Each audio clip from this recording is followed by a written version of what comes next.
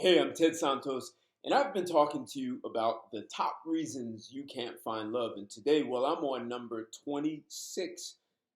And the number 26 reason you can't find love would seem as though it shouldn't be on the list. It's an activity that most have engaged in, and while have most have done it, it doesn't mean they understand it. The number 26 reason you can't find love is because you don't understand sex. Yes, I said that. On the surface, everyone appears to understand sex. Intellectually, they know what it is. We understand the potential outcome of pregnancy, pleasure, and intimacy. At the same time, most people are not most people are not fulfilled by it. How is that possible? If you ask me, sex is the greatest things humans have. The obvious reason is it creates life on the planet, new life on the planet. The next thing, it's very pleasurable. I heard if you're not enjoying it, you're just not doing it right. According to many doctors, it's a great exercise. In studies, couples that have sex 4 times a week, 4 days a week or more, earn higher incomes and have more fulfilling relationships than couples who have sex less often. Isn't this like enough evidence?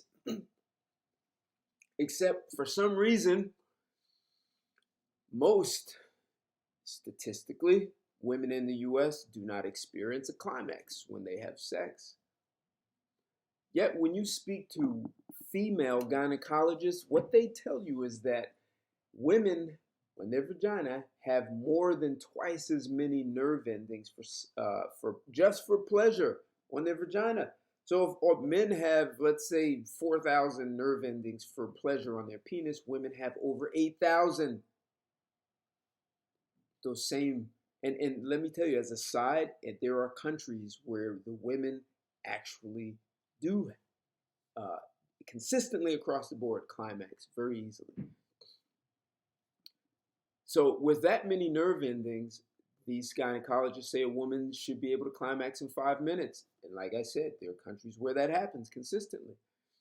The same female gynecologists say that what stops women from climaxing is the amount of things they're thinking about during sex. Those thoughts are usually unproductive. Also, many men have not come to the realization that women desire and enjoy sex as much as men, if not more. Our society has bought into the story that sex is not important to women. Even women have bought into that. And what's most troubling, though, is that too many people believe sex is all about acrobatics. The more tricks you can do, the better you are.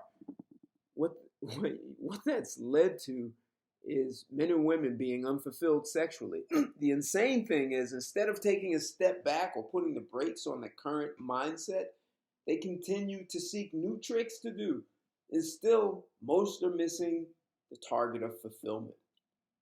One outcome of the mindset, of this kind of mindset, is sex has become a transaction. The man spends money on a woman to show love and appreciation, and the woman does him a favor by having sex with him. That's become sex for many in the US. The more money you spend, the greater the possibility she will perform more tricks. Then we produce offspring with that mindset. In my book, I actually speak of intimacy. The book is Here's Why You Can't Find Love. I speak of intimacy, and I say intimacy is not necessarily sex. However, sex without intimacy is just a mechanical act that animals in a barn can do.